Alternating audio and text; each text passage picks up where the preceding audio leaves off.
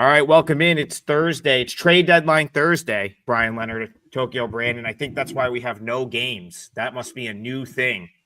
3 games, but we're going to give you the full rub on each game. So your free pick Major League Baseball show on the Wager Talk YouTube channel will cover all 3 games today, as well as whatever you guys want to talk about. If you have betting-related questions, just in general, we're happy to cover it. If you want to hear our opinion on some of the trades and how it might affect some teams going forward, we'll cover it. Hop in the chat.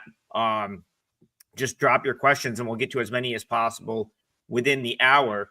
I was just joking off air. My second screen today is not working. But if there was ever a day for it to happen, it's today, because I've pretty much memorized all 3 games already. So I know what we're dealing with. I don't even have to really look at the lines. So let's get it started right off. We have 1-day game. It's Rays Yankees. Ryan McMahon in his first Yankees moment last night, walking it off in a 5-4 win. Now they go to the Bronx for a day game, Bryan Leonard. How are you seeing this one, Rays Yankees? Yeah, I talked yesterday about with the trade deadline and what's going to happen. It's hard to make strong plays at this time, and I gave 4 plays out to my clients. My top play was the free play that I used and the play that I used on the parlay yesterday, and that was Miami. That worked out well, but I did have Tampa Bay as a smaller play, and I thought I was in pretty good shape after they made that comeback late. But I think that this was the first time a team has ever was falling behind in like the 9th inning, the 10th inning, and the 11th inning, and they won. And that was the Yankees yesterday. So you would think it'd be a good spot here for Tampa Bay. They got the better pitcher on the mound, obviously, with Pepio against Stroman. Stroman comes in. He's about a 110 favorite, 9 to the under in this game. When you take a look at Pepio's standings, he's 6-8 on the season, 3.42 ERA, 3.88 expected, 1.15 whip. His numbers are pretty good, but if you look at his StatCast numbers, other than extension, he's 6'3", and his extension is 74th percentile. Everything else is pretty mediocre. He's not bad at anything. He's not really good at anything. He's more of just a normal pitcher. But he does have 6 pitches he throws. His 4-seamer, he does throw too much, in my opinion, 43% usage. And he's basically at league average, 95 miles an hour for a right-handed pitcher. He's got a curve, sinker, and cutter, but he doesn't use any of them more than 10% of the time. I think he could incorporate some of those and have a little bit better success because his barrel rate's in the 26th percentile. And that's probably the worst out of all of his numbers. And if you can barrel him up and you know the 4-seamer is coming, then you can have some success in that regard. Marcus Stroman, he's taken a lot of shit the last few years. He may not be the greatest teammate in the world, and he thinks a lot about himself, but he puts in the innings for you. This year, unfortunately, 6.09 ERA, 5.55 expected. Yet he's 2-2 on the season. His whip is horrendous, 1.59. His career whip is 1.28. The last 2 years, 1.59, 1.47. That's really where it's fallen off. The good thing he does, he's a ground ball pitcher, 82nd percentile, and that is the only thing he is good at.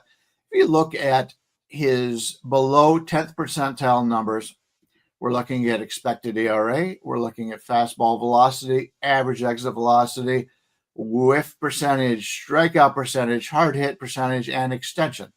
He's only 5'7". He's usually, you find guys that are small like that that don't last in the majors. He's played 11 seasons and he's actually 2 games over 500, 3.78 ERA. He's had really, you got to admire a guy from a talent standpoint. He's not the most talented. He's a smaller guy. And I don't know about you guys, but most of my life I've dealt with a lot of smaller guys, and they've got the heart of champions. They've been picked on all their lives. He's another one like it, and he gets the best out of his information. That said, I really don't like Stroman here. I prefer Tampa Bay with the Pepio side, especially after the way they lost yesterday. I talked about that in one of the games yesterday where a team blows a game. I believe it was the Reds blow a game, and then the next day I kind of root for them a little bit more, and I think they come out with a little bit of a chip on their shoulder, especially in this one, because they have not played well the last couple of days.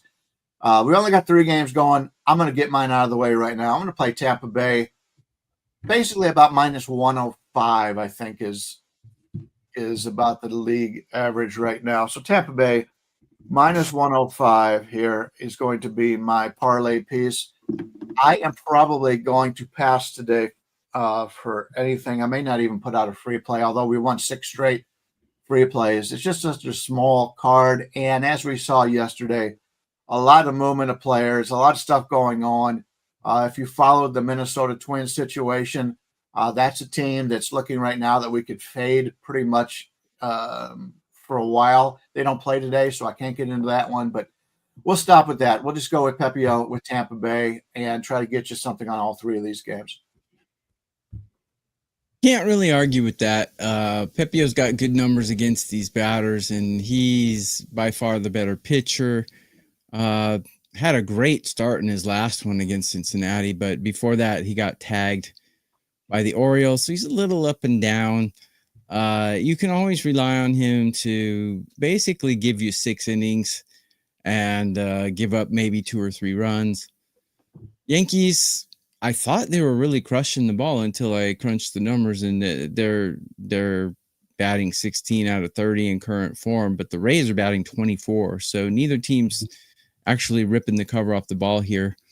I give the Rays the advantage with the bullpen by quite a big margin, and I give them the advantage in starting pitching by quite a big margin. I guess my lean here would be to take the Rays team total over, but I just checked it and it's 4.5. So I don't like 4.5. It's a little high.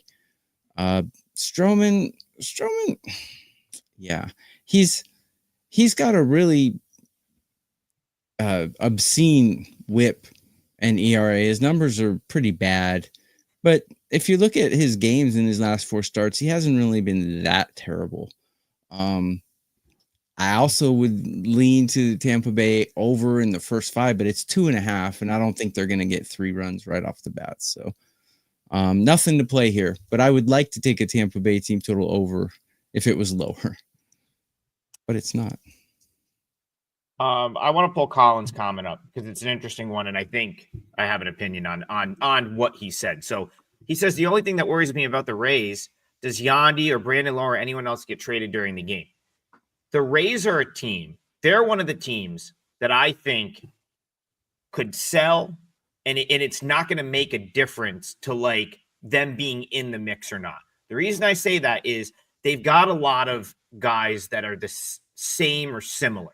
Meaning, if you look at the roster at Durham right now, there's a lot of guys that are kind of interchangeable with most of their big league roster. So, like, if you've watched what they've done this year, it's like, you know, they've had like Palacios and DeLuca like battling injuries and trying to get back in the mix. Chandler Simpson, they have him up for a while, then he's down, then he's back up. And it kind of, you know, they've got some good players at Durham that haven't even got a chance yet, like Bob Seymour. I think Tristan Peters is having a really good season down there. He's been down there. So it's like, I kind of look at the Rays as a team, you know, they're 3 games out of a wild card spot right now. So yes, they're 2-8 in their last 10, and they may sell because it's the right thing to do from a long-term standpoint, but this team is not out of it by any means. And so like, that's where I would think that I wouldn't really worry about that, because now I do think it's worth bringing up the fact that I kind of said this in regards to the Diamondbacks last week,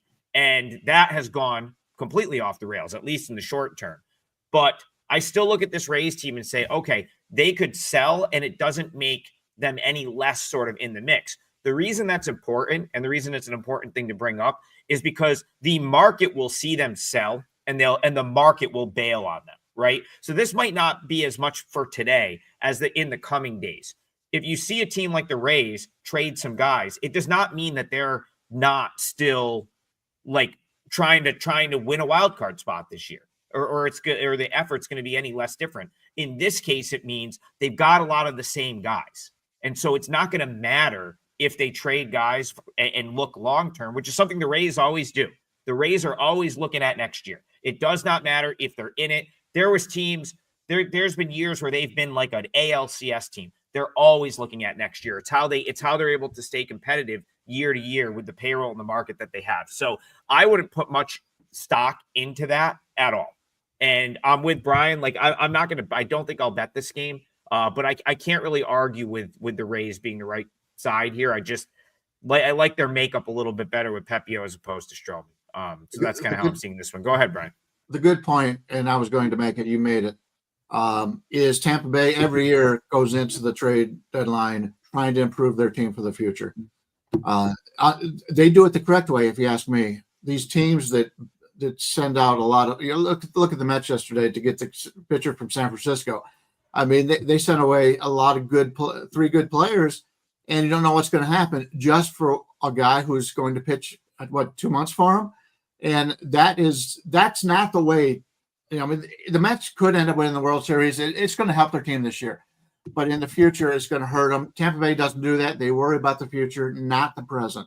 And I like that about them. That's why they're consistent every year. They're considering their payroll, and nobody goes to see the games in Tampa, and they got the worst stadium in baseball. They've been able to be competitive each and every year. Management's great, and you find teams like that. The Brewers, Cleveland's done that for the most part. So that's the way you're supposed to play it. If you ask me, those are the teams that are good long term, and they may end up trading these guys today, and that'll hurt today's game. I have no doubt if they trade away those guys today. Even if they bring up the guys from the minors, it's their first game back and first game up there. And we have seen so many guys fail the first time up. It would make a difference today, but in the long run, I think it'll help them.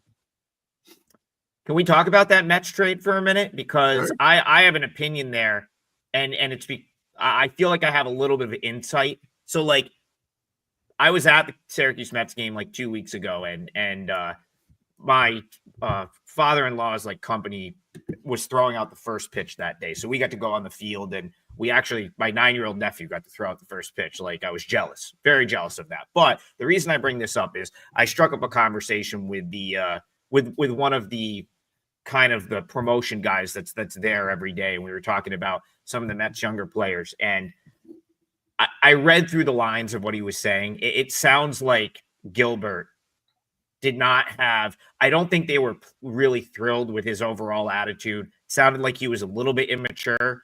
And so I kind of think the Mets and Cohen and just like where they're at. And the reason I bring this up is this should tell you like what the Mets mindset is this year. They expect to win the World Series. Like they think like if they don't win the World Series or they're not in the World Series, I think they would deem this an unsuccessful season. So you look at the Mets and their organization, the pitching that they have, the fact that they have Sproat, they have Nolan McLean. In Double-A, they have Jonah Tong, who's probably better than all of them. I just don't think they give a shit. I think they were like, Tidwell, yeah, whatever. You're all right. See ya. Gilbert, we don't like the attitude. See ya. We'll take a bullpen guy. And maybe we overpaid, but we also just like we got rid of some like trying to have to force Tidwell in there, and we got rid of a guy that maybe doesn't have the attitude that we want.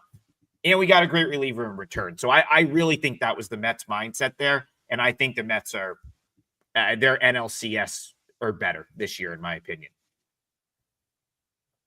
Yeah. And if you guys want to, I mean, I don't, I'm trying to throughout the show, I think to all, go ahead, sorry. JB. You're talking about getting Helsley from the Cardinals, or are you talking about? No. Yeah. So they made, the Helsley thing is a good thing to bring up too, but they traded Bryan. What was the actual trade? They traded for Rogers, and it was, I think it was Gilbert, Tidwell, and players to them. Yeah. But that's the point is they just they got Helsley. They went and got another reliever. Like if you don't think the Mets are like competing for a World Series this year, you're out of your mind. And that's where it's like, but there's some people that are still going to have them undervalued in the market. So the other thing I want to do with this show, since we only have 3 games, we'll probably be here for an hour, is try to give you some insight into where I think certain teams could go in the second half. Listen, we were on the Mariners stuff months ago. I see people betting the Mariners now. The time to bet the Mariners was 3 months ago when I came on the show and said, hey, they've got 1 million pieces they can trade. What did they do? They got Geno Suarez. They got Josh Naylor. The time to do that was a while ago. Right now, I think you could grab the Mets before it's the cool thing to do, because what happens when they have a huge August and now all of a sudden there's no value on doing that. So that's really why I wanted to bring it up. They picked up Soto as well, which is not a bad acquisition. They've added 3 relievers, but I think Rogers is the best one that they added. I've never been a fan of Diaz, but man, you look how he's performing lately, really well, closing games out. They got Juan Soto, probably one of the best, pure hitters in the game. Not the best, but he's up there. And not really performing like he should be. I think he performed better with the Padres than he is this year, but I think he'll catch on. He's a momentum kind of guy, and when this team starts getting a little momentum, how's their division shaping out? That's the question. Do you think they can hold on? Let's talk about that one. How about TB? Yeah. How about Johan Duran? How about the Phillies doing what they do every year at the deadline? It's going to be a great Duran's race. A good pickup too. I didn't think Minnesota got nearly the value that we were expecting out of that trade. They should have demanded Justin Crawford, in my opinion, but they should have gotten Crawford. Yeah, I mean, Mick Abel has the ability to be a very good big league starter, but I agree, Brian. I thought they would have gotten Abel and another MLB guy that was kind of close to being like MLB position player. I think they got a catcher that was he's a little bit further down the line. He's probably an A ball or something like that. So yeah, that was interesting. I thought they would have got a little bit more. And props to the Phillies. They were able to go out and get Johan Duran and not give up their best position player prospect in Crawford. So there's well, they didn't give up nothing. Mick Abel is a major league starter at this point. But I think they had, Andrew Painter is back from injury. He's been down there. I think the Phillies just looked at their team and said, one of these guys is expendable. The Twins probably wanted Abel because he's a lefty, and he might have he's probably the more big league ready at this point. He's proven he can do it at the big league level a little bit. So yeah, that'll be a great division race. But I still think the Mets are a better team. And Bryan Leonard, is there on paper? Is there a better bullpen now than the Mets? Really, on paper? Pretty nice. I'm a bigger Budo fan than. I listened to a lot of. I looked on Twitter. A lot of Mets fans hated Budo, but he's not having the greatest year now. But that guy's been really good for them. Yeah, and to give him up, I think hurts a little bit. We'll see what happens. Yeah, it's going to be interesting. We'll see what happens the rest of the day. The one cool thing, I guess, that Major League Baseball did was kind of clear out the middle portion of today. So it's all the focus is going to be on the trades, since I believe the deadline ends around 6 o'clock before the 2 late games start. So we've got Yankees Rays. Then it's going to be 3 hours of uncut trade deadline coverage, and then we'll play the 2 night games. So let's go to the first of the 2 night games. You think they did that on purpose? I think they did. Plus, if you're a baseball fan, you're going to say it's because of the trade deadline. If you're a football fan, they're going to say, "Oh, well, there's only 3 games today because the Hall of Fame game." Yeah, but they're putting 2 of them up against the Hall of Fame game. So I really think it's because I think they're trying to avoid as many awkward scenarios as possible, like players getting pulled from games and stuff like that. I think that's why. So they gave you a couple of games. Dugouts during the game. Yeah. I think they that was the reason that they did that like this. But I'm glad they didn't just totally shut the day out. They gave us a couple of games to talk about, to bet on. So the next one we'll go to is in Cincinnati. Cincinnati moved a little bit yesterday. So we've got Braves Reds. Bryan Leonard, do you think Cincinnati improved their chances by going out and getting Brian Hayes yesterday? No. I'm not a Hayes fan. Good defensive third baseman, though. Great defensive third baseman. And I've seen breakdowns where if they've taken his fly balls and put it over Cincinnati, he will have 57% more home runs on the season. But I've never liked him. He's a bad hitter, and I don't think that makes much difference. He's a better defensive player. That's going to help him out there, but I've never been much of a fan. We're looking at Carlos Carrasco, a new member of the Atlanta Braves, going against Abbott. Abbott being the lefty today. Abbott and Cincinnati are about a 170, 165 favorite. You're looking at a total of 9.5 to the under, minus 120. Carrasco on the season, 5.91 ERA, 4.94 expected, 1.53 whip. Love Carlos Carrasco as a person. Do not like Carlos Carrasco as a pitcher at this age, unfortunately. He's thrown 32 innings this year, not very much. Last year, 103, year before 90, coming back from cancer. But wish him the best all the time. Everything I've heard, he's a great guy, but his numbers, not very good. His walk percentage, 69th percentile. Extension, 74th percentile. Everything else is in the blue. Barrel rate, 6th percentile. Average exit velocity, 9th. Fastball, 10th. Expected batting average, 7th. He's just not the pitcher he was at one point. He does throw 5 pitches, and he mixes them up, which is what I like. He doesn't have that four-seamer any longer. 91.5, which is about 3.5 miles an hour, less than a normal right-hander. So he's not going to beat you out of that, but he only throws it 22% of the time. I like that. Every pitch he throws, 9% or more. He's getting the best out of what he has. Unfortunately, he does not have a lot at this point. Andrew Abbott's been a guy who we've talked about this all season long. He's a guy that's played much better than what his numbers state. 2.09 ERA, 3.20 expected. He did get hit a little bit since the All-Star game, but 1.07 whip.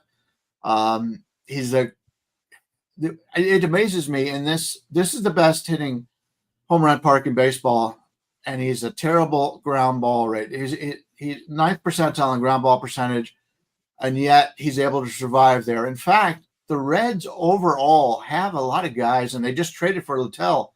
And Littell's another one of these guys that's a fly ball pitcher. Is something changed? Do they know something we don't know? Because they're using these fly ball pitchers in Cincinnati, and they're surviving, and they're pitching very well and thriving in some regards. His hard hit rate, 91st percentile.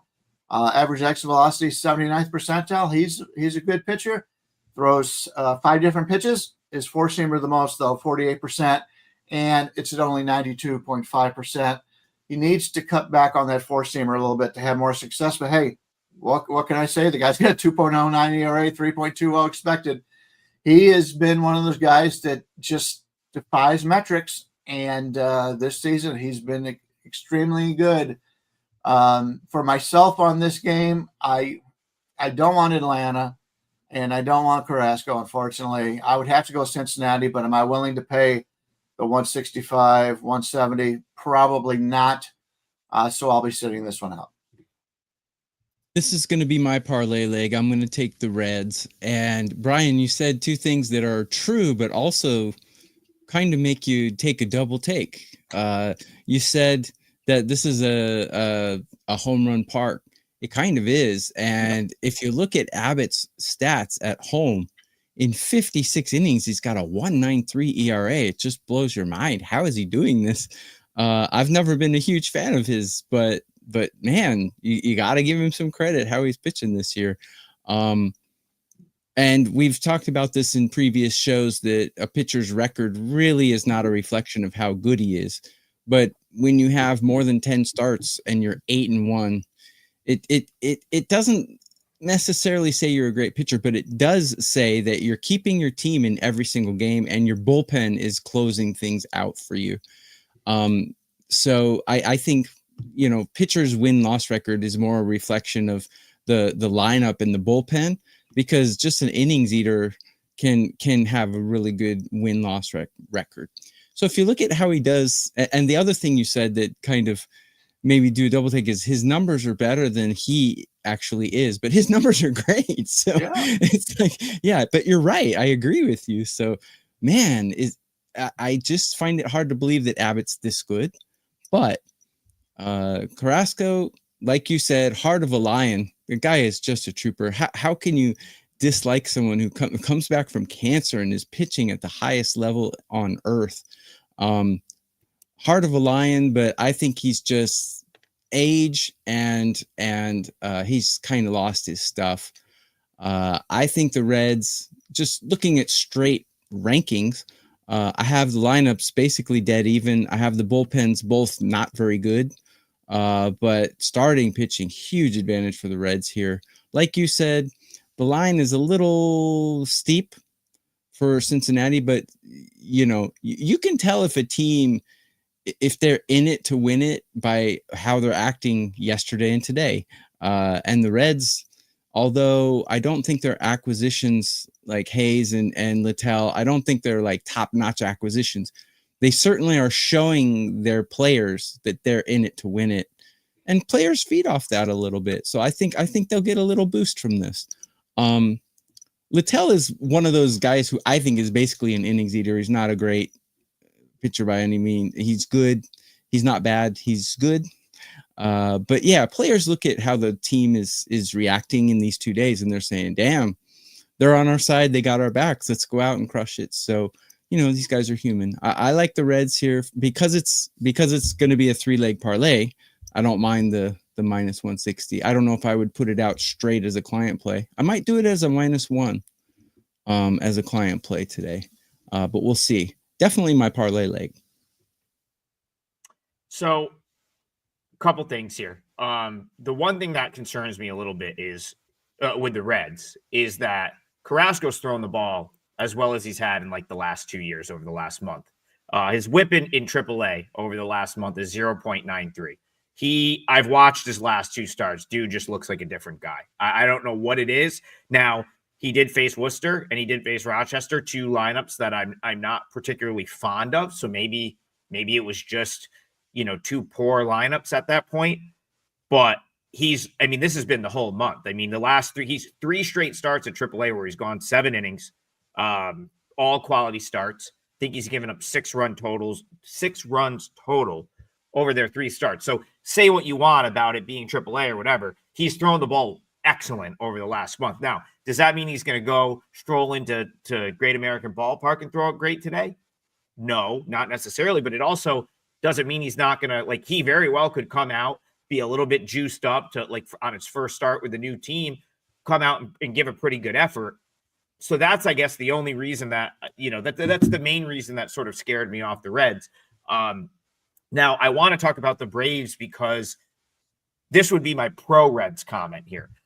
The Braves are a team that's out of it, but they're going to be playing with veteran guys, right? So it's that is a huge concern because the Braves are in this weird spot where their season is over, but they're keeping the team together because that's just the way they want to play. I think they're going to bring in, I think Snicker's going to be gone after this year. I think they're going to bring in some new management and they're going to say, let's go at it again with the same squad, the Austin Rileys, the Acuna, Olsen. So whereas you have these bad teams that are out of it by the break and start to sell, and then usually it's guys really hungry to get a chance to play. Look at the White Sox right now, right? Guys that are just hungry to get their first taste of big league action. And you'll see that a couple of times with other teams over the next couple months. The Braves are like veteran guys that are accustomed to playing in the playoffs. So how is this team going to get off the mat to give an effort over the next 2 months? To me, that makes them a very big fade because I just don't know how you get guys like Olsen and Riley. How do you get those guys interested on a 45-62 team over the next 2 months? That's my concern. So that would be the reason I don't necessarily want a part of the Braves here. Go ahead, Bryan. Yeah, and we've been talking about them all the way back before the All-Star break regarding that, and now they've got their best hitter, Acuna, back on the IL. I will say, in regards to Carrasco, most of the time when guys go down in the minors, they're doing it they're coming off of an injury, and they don't care what the results are. They just want to be able to get out there and get healthy. Carrasco's got something to prove. he's probably got a breath of fresh air that he's finally back in the majors again. It's like you're coming to the end of your career. You're going to take advantage of that. So he's going to come out and give everything he's got. And so his numbers in the minors, you got to take those and realize that he's out there on a purpose and he wants to get himself back to the majors. And so that's why he's looked good there. I hope he does well in the majors, but pitching for the Braves, he's going to have to pitch very well to get some wins. Because as you said, the Braves are a team came into the season expecting to do very well. They haven't, and it's a tough way to end the season for Braves fans. Do you guys think the way that Abbott's pitching, do you think 9.5 is high in this game? Because it seems high to me, but I don't know why it's 9.5. Well, I don't get it. TB, I'll tell you what, if Carrasco comes out and fires 6-7 innings of 2-3 run ball, I don't think it's going to go over. If that's exactly. I think that's a little bit inflated. Yeah, I think it's a little bit inflated based on Carrasco's big league sort of numbers this year. If he turns in a quality start, I would be very confident in the game staying under. And one more point about the Braves, just because we have the time, they have no one at AAA as far as hitters. They have some pitching. They've got some pitching that could become pitching in the future. I don't think much of it is really truly big league ready at this point, but they have no one. So it's not like they're going to be, calling up a guy that's probably going to hit fifth and give them a good, they have no one. What you see is what you get right now with the Braves. So this is what I guess I keep harping on. This Braves team that you see right now struggling is the Braves team that you're probably going to get the rest of the year. So this isn't the team that I think you start to bet on now because it's the market's gone on them. They just don't have anyone that's going to, in my opinion, that's going to be very hungry to get up there. It's going to be a long 2 months for the Braves. Let's put it that way. Just really, really how I see it. G Hurt in the chat. Yeah, you're 100% right about this. MLB trade deadline is easily the best trade deadline in sports. It's not remotely close. Yeah. What else? What could you even compare to it? The way it's hockey. Awesome. Hockey's good. The NFL has never been a team anywhere the trade deadline makes much of a difference. But hockey is important. Yeah, that's a good point, Brian. I'm not a huge hockey guy, so I didn't know that it was similar to MLB. But the point is, it's going to be it's going to be a very interesting day. You know that MLB.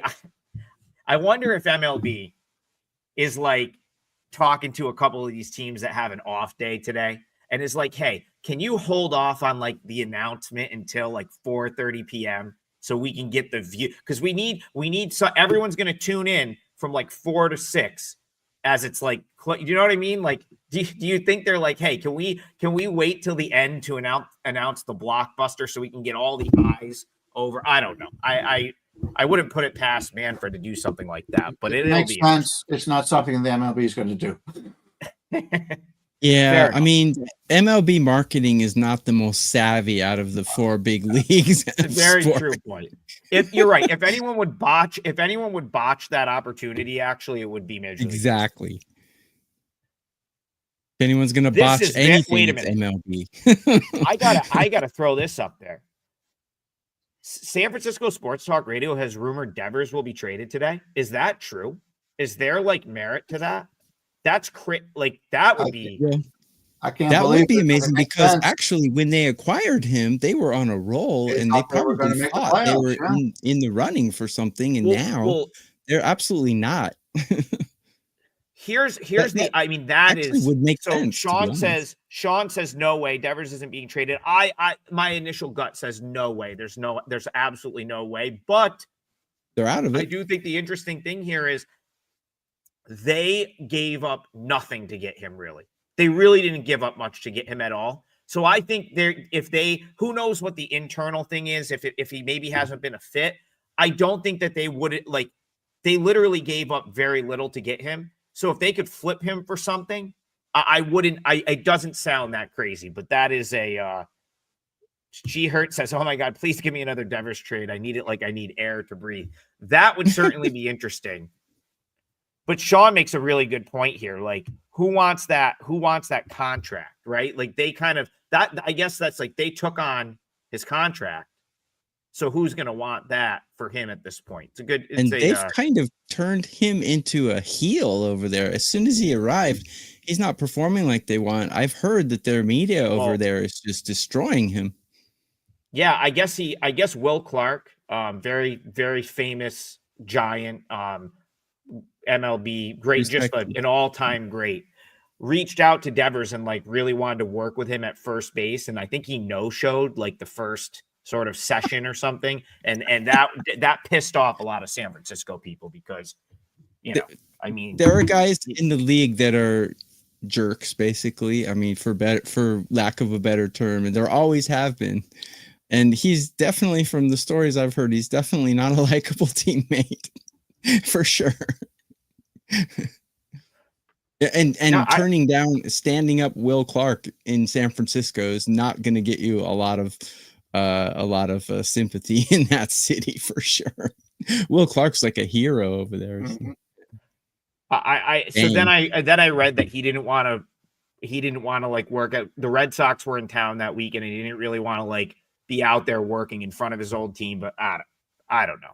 It was a bad look in San Francisco media. I know that at the time. So like, I wouldn't be surprised if someone in the chat was like, there's zero truth to stuff that comes out of San Francisco sports media. Maybe they're just trying to stir the pot, but it's interesting. It is very interesting because he came from Boston, one of the worst media for a player. New York, Boston, one of the worst media. You got to be tough to play baseball in there, and you just look at the center fielder for the Red Sox and what he's had to go through this year. So, yeah, it's San Francisco. Anything on the West Coast is more laid back. It's not the way it is in the Northeast. All right, we have about 20 minutes left. We've got one more game to talk about, so we'll close out the parlay, and then we'll use the rest of the time to talk trades and other stuff. Yeah, Robert S says if Will the Thrill offers to help you, you show up, shut up, and listen. Was one of the best when he played.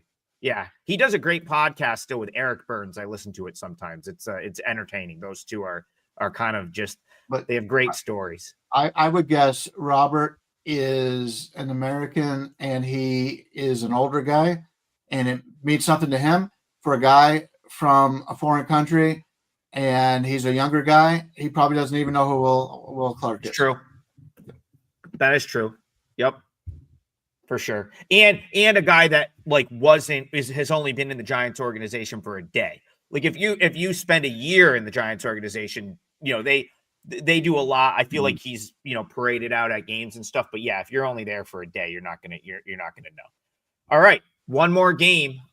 Mariners Rangers. So we have the Seattle Mariners who have become the overnight darlings. All of a sudden, they go out, they get Geno Suarez.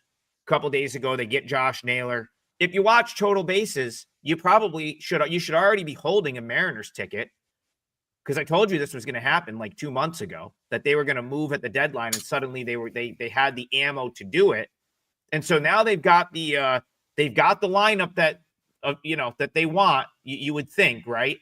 Naylor, Suarez. You could move a Rosarena down in the order. They still have the pitching. So Brian Leonard, like, what are you talk to me about Mariners Rangers in general, because I think the Rangers have done some really nice things too, just to get back in the mix.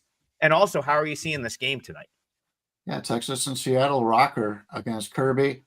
Kirby's about a 170 favorite here, total about 7.5. Kumar Rocker is pitched better as of late. Comes in with a 5.73 ERA, 5.52 expected, 1.44 WHIP.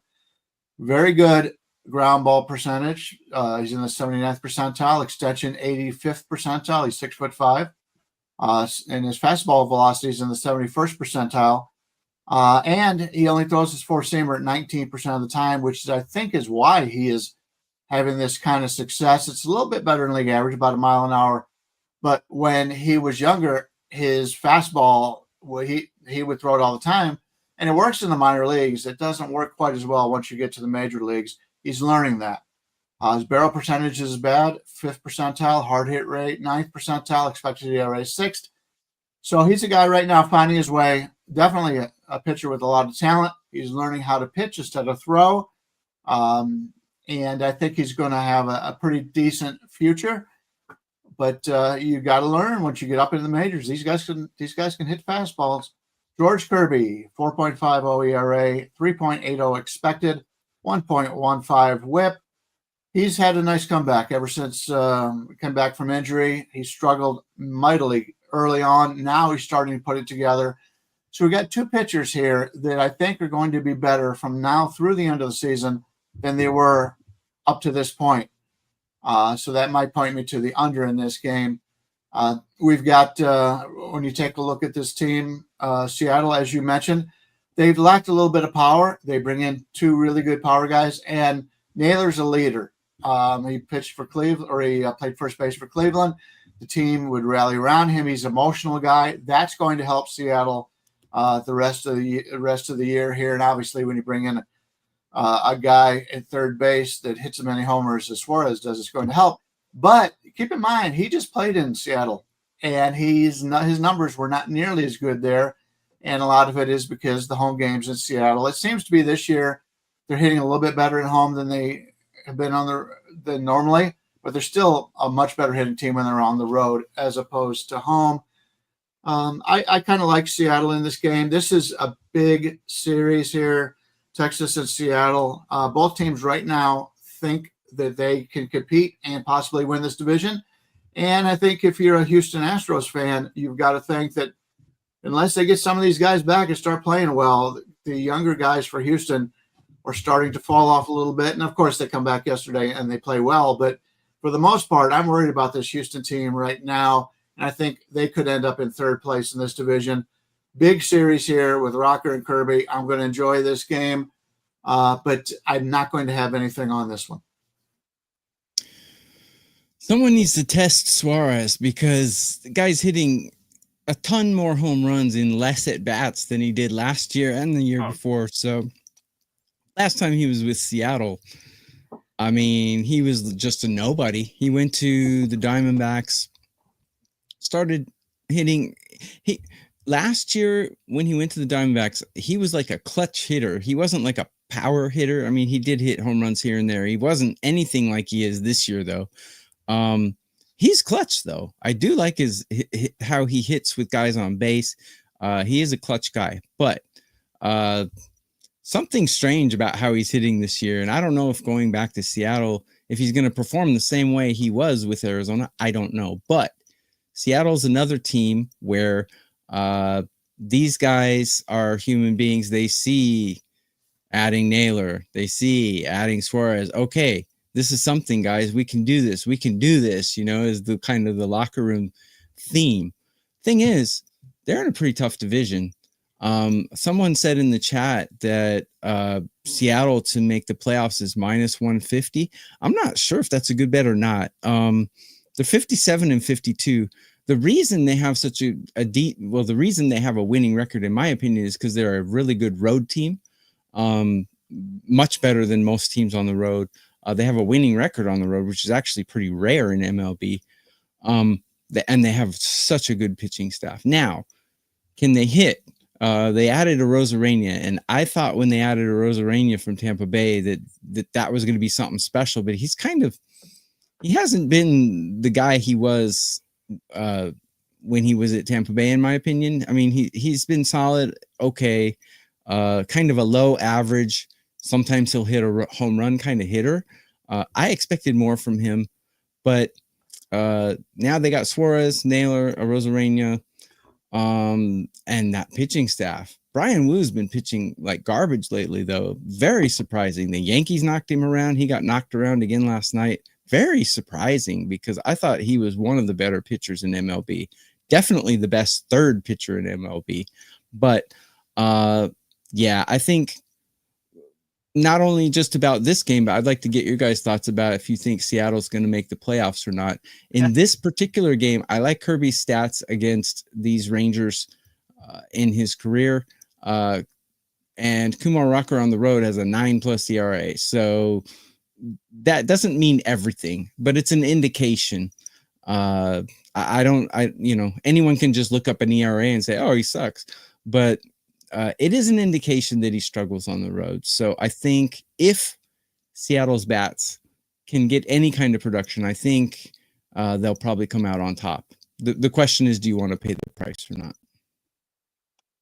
Not only do I think Seattle's going to make the playoffs, I think I'm going to hit my 7-1 bet on the division. And I think all of my futures from April and May on the Mariners to win the World Series, to win the AL are live. Like, this World is Series, exactly, wow. I have them laddered at different times. I've just been adding throughout the year. I have multiple positions on them to win the division, to make the playoffs. And there's absolutely no reason for me to not be confident about that when they've done everything I've expected them to do to this point. Hang around, pitching starting to get healthy, and then they went out and made the moves. And now their lineup's going to look something like this: Crawford, Julio, Cal Raleigh. You probably have Geno Suarez 4th or 5th. Naylor.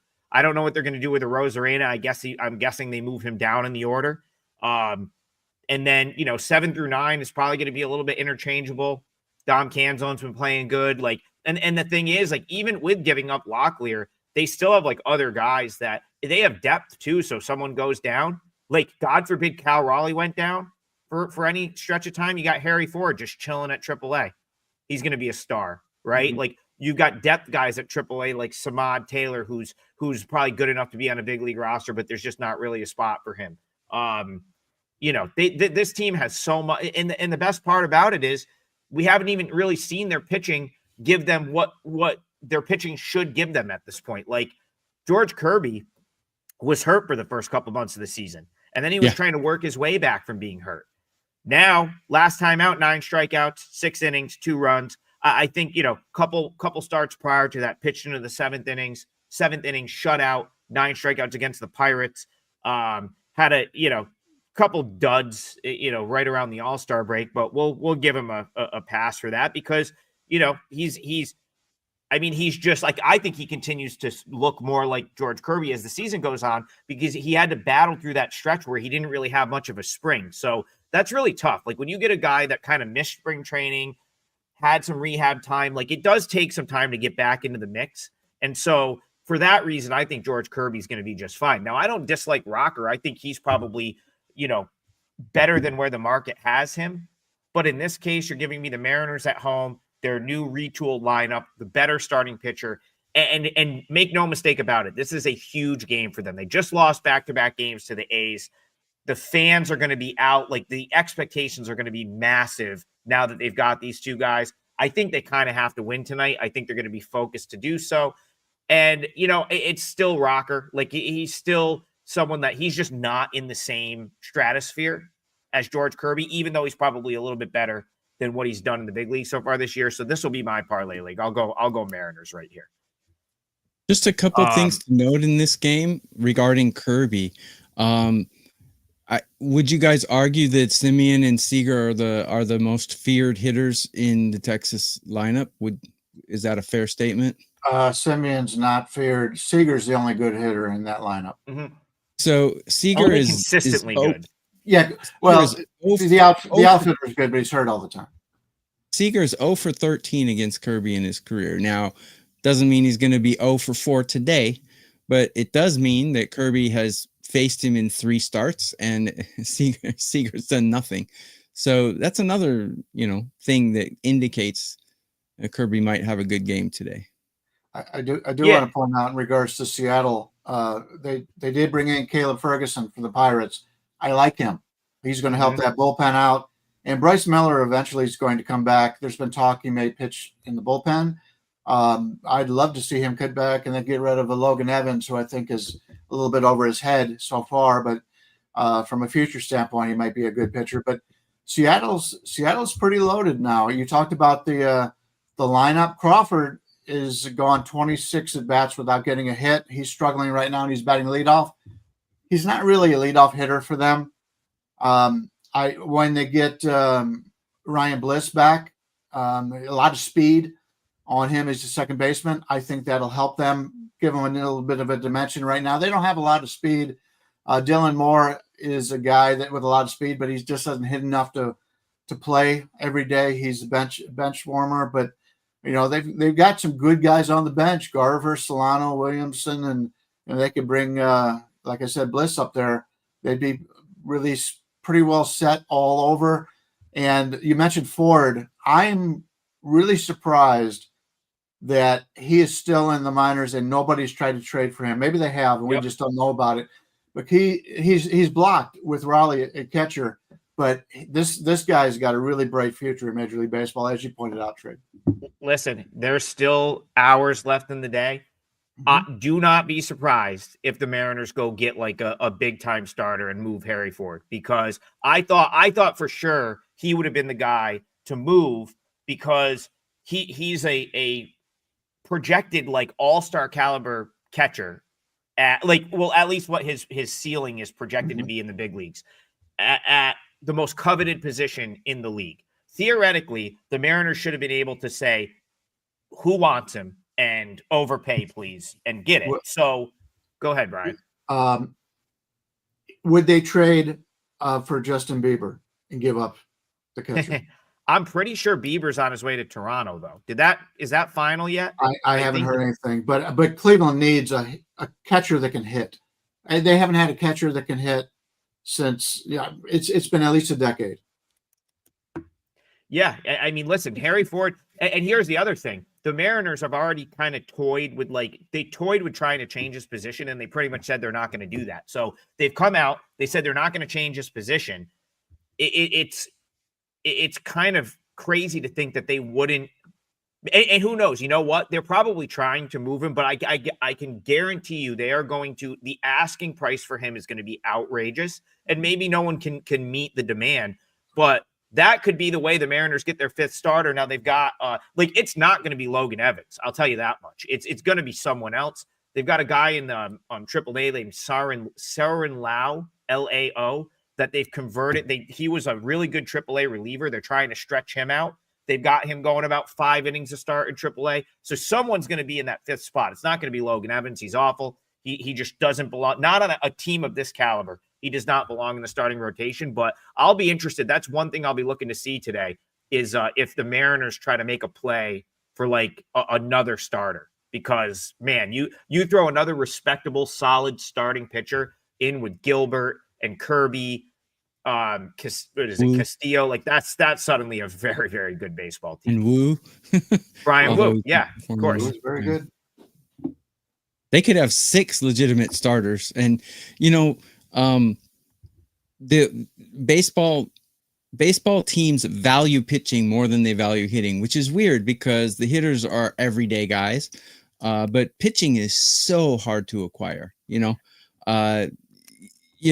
get guys like Raleigh or Suarez who are putting up similar numbers to someone like Soto, right?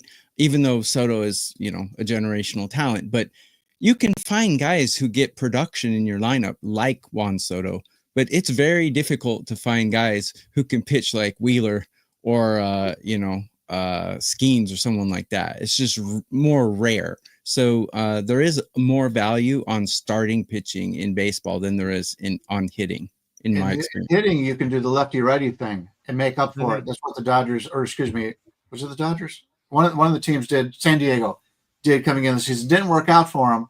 They go, well, we don't have Soto anymore, but we can put this guy who's good against lefties and this guy who's good against righties and get something similar to it. You can't do that with pitching. Right. Pitching is more valuable because it's more rare.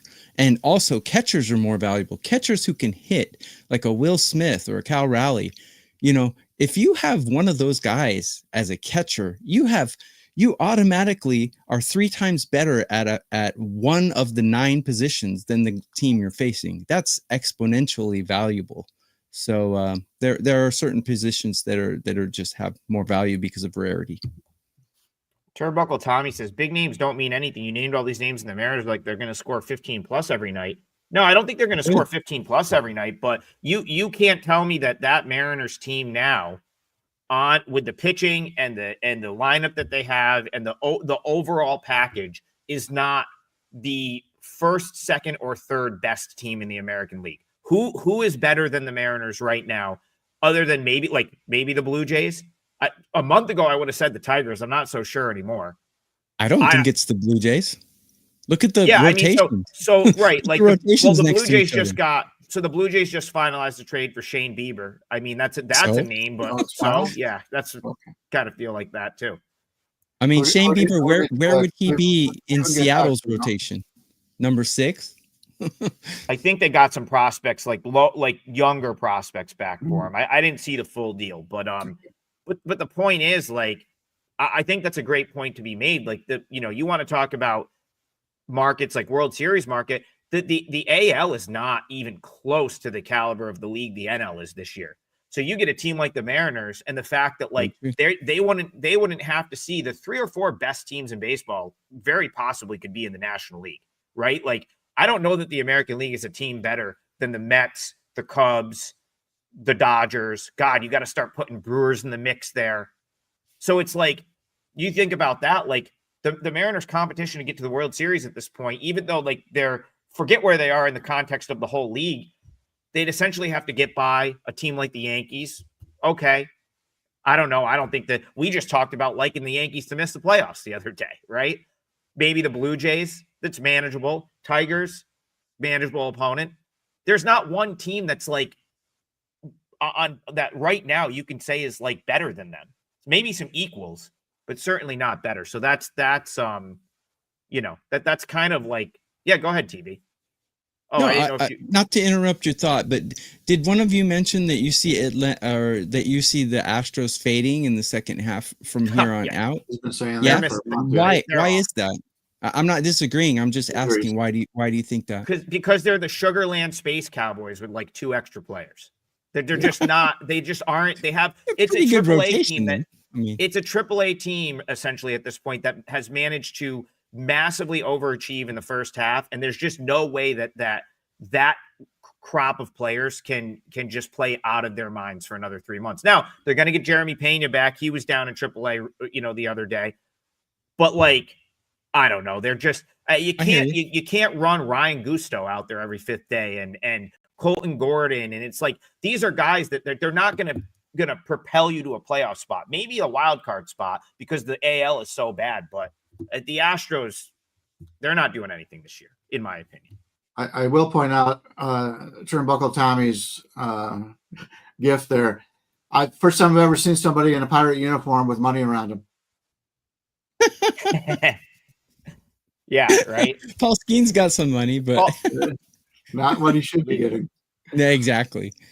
Now, right, if he got traded today, that would make serious headlines. The city of Pittsburgh would burn to the ground if they ever moved on from him.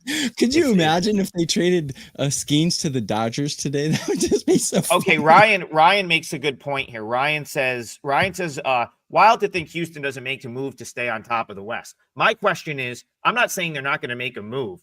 I don't see the move that they could potentially making them inherently better than they are right now. They could probably get someone, but it's like, I don't know. Like I'm looking at like the way the organization is built. They don't have unless they're sitting on guys at like single A and double A that are like big time futures type prospects. They don't have like a really like big league ready AAA guy right now, in my opinion. That's like someone that they would move. Like maybe the kid they just called up was Bryce Matthews, but like feels like they're committed to him. I don't think they're going to move on from him. Out too much. Yeah. Let's read off the parlay. We do have, so we made it an hour. That was a fun conversation. I mean, honestly, like I could sit here for another hour and just banter trades and potential. Like that's fun stuff. So I hope you guys got something out of the hour long show, even though there was only 3 games. But we did manage a parlay. So the 3 games. Hopefully, this provides day long entertainment here. And Bryan gets it done in the afternoon with the Rays. Then we've got Tokyo Brandon with the Reds. And I'm on the Mariners. So Rays, Reds, Mariners should hopefully last you the full day. And if it wins, we're looking at plus 422 odds. So Rays, Reds, Mariners is the parlay for Thursday. I doubt I'll actually put out. Go ahead, TB. So I didn't mean to interrupt you again. No, I was going to say. Yeah. Yesterday I should have won my leg. Let's just note that. Yeah. No, great call on the Red Sox. I was wrong about that. And I did the same thing, TB. I was going to use White Sox, and I last second talked myself off. and put myself onto a loser. Bryan Leonard, though, what a call with the Marlins. That was a fantastic call. They just dominant from start to finish. Cal Quantrill was throwing 97 last night. What was that? Away from Colorado is a guy you can get some nice value on. Cal Quantrill had 97. 5 solid innings. Mm-hmm. Yeah. Didn't expect that. I couldn't believe it. Guy's throwing 97. I didn't know he had that in him still. I didn't either. But yeah, one more time. We have Rays, Reds, Mariners, 3-teamer for today. Everyone enjoy trade deadline Thursday. I'm sure it's going to be there's going to be some talking points when we're back tomorrow. So we will be back tomorrow, 9 a.m. for our final show of the week. And everyone enjoy the day. Hopefully we cash the parlay. Check out all of our stuff on the Wager Talk website. I don't think I'm going to have an MLB play up for today, but I'll have other stuff. And I'm sure the guys will have something as well. Don't forget to like and subscribe. Head on over to the replay and leave your comments about the trade deadline. We'd love to hear it as the day goes on. Jump on the replay, leave the comments about what you're seeing going on in the deadline, and we'll get in there and respond to as many as we can. And we will see you guys tomorrow morning, 9 a.m. right here at Wager Talk YouTube channel.